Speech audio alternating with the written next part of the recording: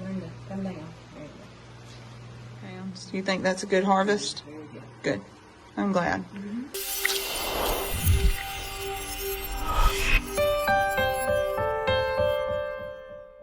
Good morning, you guys. It's Zoe here at Chestnut Hills Farmstead, and I'm so excited I can hardly contain it.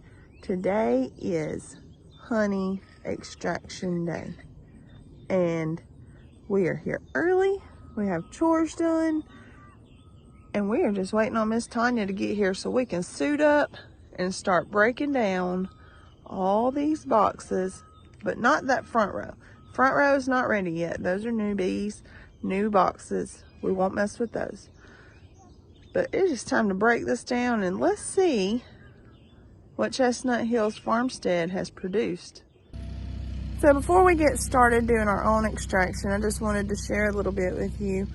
Yesterday, Miss Tanya was over at her bees that she keeps at Cog Hill and extracted honey there. And so when she was done, she brought all of her equipment here to our farm, set it up on some tables, and what she does is she allows the bees to actually clean the honey off of all of the buckets, the jars, the screens, and everything themselves. And it allows them to clean that honey and take that honey back over to the hives with them and store it away. So I just wanted to kind of show you guys what it looks like when they're cleaning it.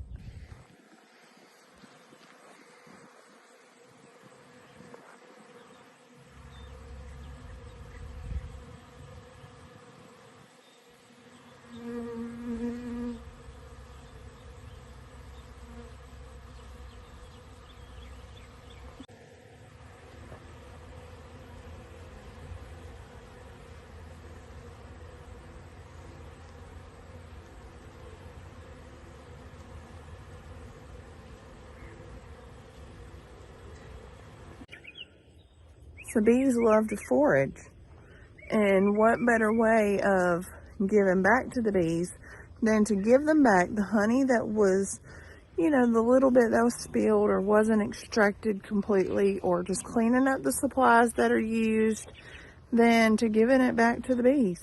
And that allows them to take it, they'll store it for food for the winter, and ultimately it just helps build their hives better.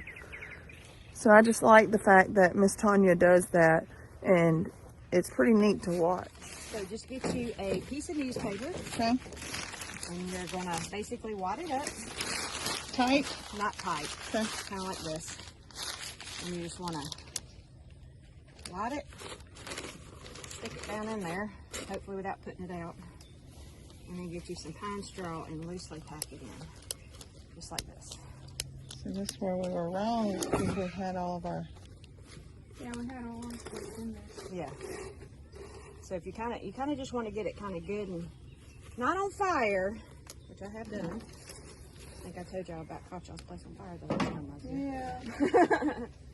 Pine straw works good. Grass, like when you cut grass, all this built up grass, if it's dry, it works good. So I prefer straw. We've got straw galore. Yeah. And then, like I said, every time I go to Cog Hill, I take all their hay. Yeah. Yeah. And that's what's in that bag. So again, you'll just see if you need to pack any more in on yours, or just kind of lightly push it down. And then once it gets going, then you can push it. Every time we wanted to use it, we would have to light it real quick. Yeah. When we were trying to work it. And the other secret I tell people is every time you move between a hive, check your smoker for fuel. Before you start messing with it? Yes. Okay. Because you'll get in the habit, you'll think, oh, I got plenty of fuel, and then when you need it, it won't have any fuel. Yeah. So I just try to constantly keep, any new beekeeper I train, I say, I want you to open it up, look inside, and make sure you still have fuel. Okay. Use these things called fume boards. Called what? Fume board. Fume. Yeah. And they're the exact same size as far as dimension on top of a hive. Right, like a top board. Yeah. But mine has metal on the top, piece of felt in the inside. Yeah. And you're going to use this stuff called Fisher's Bee Quick. They also make one called Be Gone or something like that. When you smell it, it smells like old English furniture polish. I think you told me about that. Yeah, last year. When you helped me. So you're just going to give it 4 squirts, 1 in each corner. And you'll take the top cover and the inner cover off. And where you think you have honey, you put this on. And you want it to be perfectly on the box. Because if it's floppy-jawed, they're going to come out around it? Air can come in. And you want this to be like sealed. Okay. Because the bees do not like the smell. And so they are going to go Suppresses down. them. Okay. Yeah, makes them leave the honey super and go out the front of the door. Because they're like, oh, this is atrocious. And but you need sun to make it work, because the sun heats this up and makes this smell even more pungent. Right. Okay, gotcha. So if this does not work, then our plan B is to use a lot of heavy smoke and just pop it to them, and that will make them go down too. But you'll have to work very fast, because they don't like that much smoke. They don't. And they're going to get kind of more angry. Yeah. I read that. So that's the negative. So I really want sun, so this will work. But we'll go ahead and start putting this on and seeing if it works. So would you start it on one of your taller ones or one of your shorter ones? It really doesn't matter where you start. Okay. The taller ones, the very top box probably doesn't have much capped honey in it. Because it's the newest. I think I just put them on a month ago. Right. So what I do is I put these on, and you need about 10 to 15 minutes for them to work. Okay. So I brought weed eaters. Yeah. And so while we're letting these work, we'll weed eat around the hives. Okay. And why don't you run and grab ours?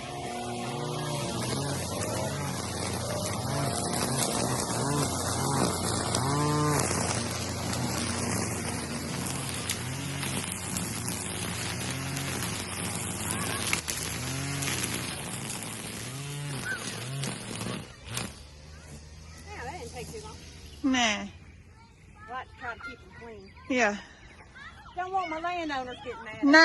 No. All right, so these should have worked a good bit. Okay. And so we'll start checking them, and then when we, move to when we put these back on again, then we may go inspect yours. Okay. You just want something to do while you're letting it work. Yeah. Okay.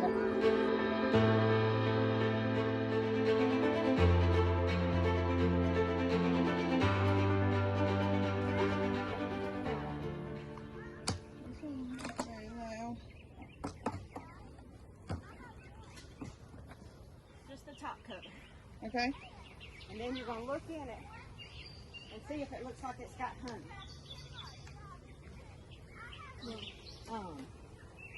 So you want to look down here, and you're looking for capped honey. Okay. So if you think you got it, then we'll put the... Yeah.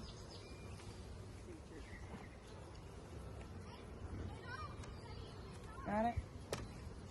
Ooh, that looks so pretty. Will you put that fume board back on this one? Yeah. Do we need to respray it or anything? I think it's probably got enough. It's good, it's fresh.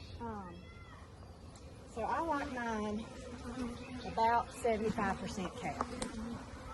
And then you want to look inside and make sure you don't have any babies. If you're not sure, you can let me know, but I can tell this is nectar that has not been capped, and this is all honey that's capped. I do a shake test. So if you take it and sling it and nothing comes out, it's ready to harvest. Okay. The bees just haven't capped it yet. So it's dried out. Yes. It's just not capped. Correct. But since this one if it was still wet, it would fall out. Yeah, it would fall out. But since this one is what I would consider about 70 over there, and you put it in the container. And if we do everything right, you should be able to fit 8, regardless if they're deeps or mediums. These are mediums because they're smaller. And then you'll just need to keep it covered so the bees don't so try the to bees rob don't the... get on it. Yeah. And so we'll just keep checking going through it. Okay. This part. So I'm going to show you the difference between one I can take and one I can't. Okay, that one, it doesn't have any nectar over here, and it has no baby bees in it. But it's not 75%. So would you leave that last row for them? But this side looks good. So since it's not, see, there's only this much wet in it, which is like less than 2% probably. And this one has no wet. So you could take this one. So you could brush the bees off and take this one. Now the reason why I'm not going to take this next one, tell me what you see on this one that's different. Oh goodness. I see some Drones. Yep, very good. So, and you see some even hatching right now. See, he's coming Oh, out. let me see. Yeah. See if I can show. Yeah. So right there, he's just coming out into the brand new world. Oh, that's too neat. Okay, so we don't never take these are more boys being born. Right. So even if they have honey, we don't extract that because that has bees. Has babies in it. Right. Yeah. And I always leave them the babies. So, Oh goodness, that one's heavy, I bet. yeah. So, feel the difference? Oh Lord. Yeah. Now, feel the difference. Mama. Let me. Yes. Yeah, big difference. Yeah. So you can imagine if you had this box slap full of these and not these, How you know how heavy. heavy this box is. So this one needs to go over again. Yeah. So you'll sweep it off and take it to the, and this one sweep it? gets swept and taken. It's only got that one. Yeah. Another Okay. one on the back. Whoa, wait a minute, wait till you see that one, that one's Oh gosh. Turn it over. Okay. This is like perfection right here. Oh, that's beautiful. That's like almost completely. I know, look at the back. Wow. You don't get no better than that. That's beautiful. So what makes one side stick out? Like this side is like, Deeper. yeah. Okay. So my bee spacing was off a little bit. Okay. So I think So that one side expanded more out because it had more room on that Yeah. side between the two. yeah, so if you don't have these evenly spaced, they'll fill in the gap. Like if you look down here, see how they put the wax, they joined it Yes. together. So your mama was asking me how come it's drawn out more on this side than this side. And that's because the Yeah, you can see how I it's didn't have them flat spaced right. versus not flat. so, and if you look right here, see how they put wax in between Yeah. them? Because my spacing's not right. Well, they do that on the boxes too if Yep. they're just slightly off Yep. Mm-hmm. on the outside. Yeah. Yep. Mm-hmm. Okay. So There we'll you have to go. do that one.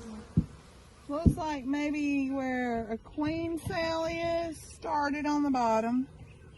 There's larvae and baby bees in the nursery. So I heard you say you have larvae. Yeah. And how do you know that? Looks like little white worms. Okay. See them? Uh-huh. And what else do you see? Those are baby bees. Uh-huh. And what kind of baby bees are those? Those are female. Yep. And then that's potentially a queen cell. Yep. So we don't want to take that because it's got all that. Yep. Correct. Excellent. Well, we got every frame of honey out that we can, and we are headed inside. Mackenzie and Tanya are already extracting some honey. We've got a huge fan going in there. So I'm going to show you the process, but you probably won't be able to hear very much. So either we'll let you hear a little bit or just throw some fun music in with it, but you guys can see how it all works. And I had to run Farmer Rhett and Chance to my mom's house because they both got several bee stings. They walked in where I had just been at, and there was a ton of bees because naturally we got them stirred up pretty well. So they're gonna hang out with Nana and rest and doctor the bee stings. So I hate that for them because we know bee stings hurt. I don't recall Farmer Rhett ever being stung before. So I'm gonna head in. I'm gonna help the busy ladies, and we're gonna extract some honey now. This is the fun part. So how many frames did we end up with? Do you know? Total? We do. Oh, don't worry about it if you got stickies. How many? 62 mediums and 9 bigs. 62 mediums and 9 bigs. That's good. That's great. So what you're doing, you're taking the fork. Nah.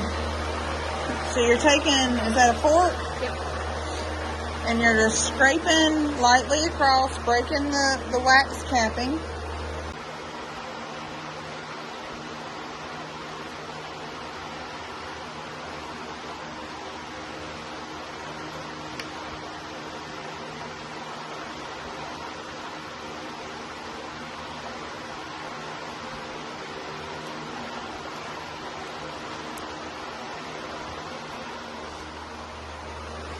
And then they'll go in here,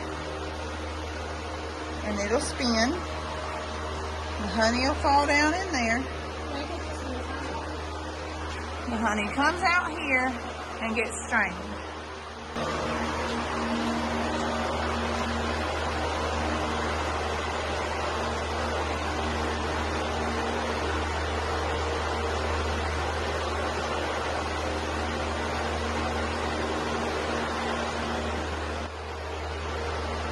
Good thing about doing it in a hot place, it makes the honey go fast. That's right.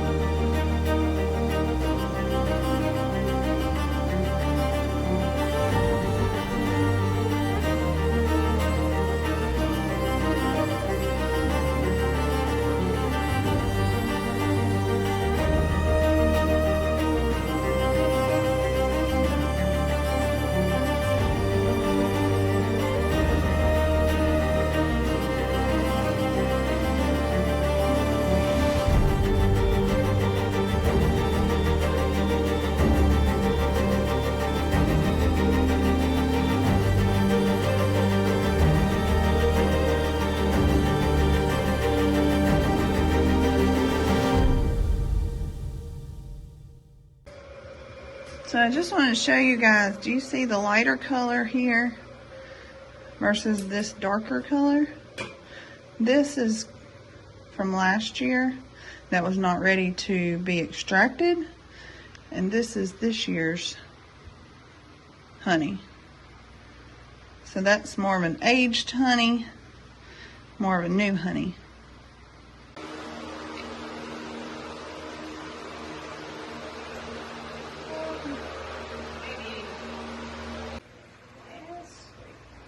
The last little bit, getting all we can. Worked hard for that. But that's why when I train people, I want them to get in because they love the bees, not because they love the honey. Right. I mean, these hives right here, yes, they produce a lot, but I've been babying them for 2 to 3 years to get them to this size. Well, here's our first harvest.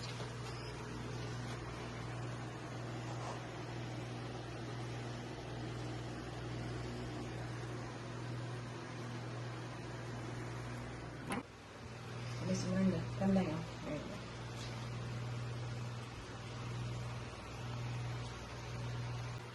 go. Mackenzie, How was your first harvest experience? She is tired. Looks beautiful, doesn't it? Miss Tanya, let me put you on the spot.